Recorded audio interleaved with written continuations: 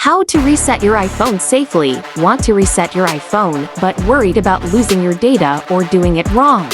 In this video, I'll guide you step by step on how to reset your iPhone safely, whether you're in the UK or US. 2. Why you might need to reset. You might need to reset your iPhone if it's lagging, you're selling it, trading it in, or just want a fresh start. But don't worry, we'll make sure your data is safe first. 3. Step 1. Backup your data. Step 1. Backup your data to iCloud. Go to Settings, tap your name at the top, then iCloud, and then iCloud Backup. Tap Backup now. This ensures all your photos, apps, and settings are saved. Alt option. Or you can back up to your computer using iTunes or Finder.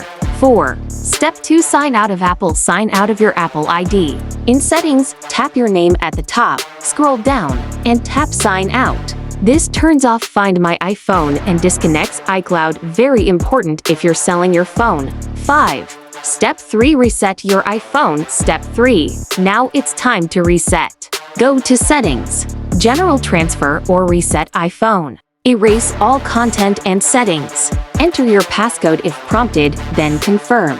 Your phone will restart and begin wiping data. 6. Step 4. Set up as new or restore backup. Once your iPhone restarts, you'll see the hello screen.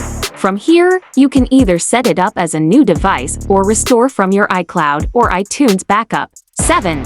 Important tips. Tip 1. Make sure your phone is at least 50% charged or plugged in during the reset. Tip 2. Double-check that your backup is complete before erasing.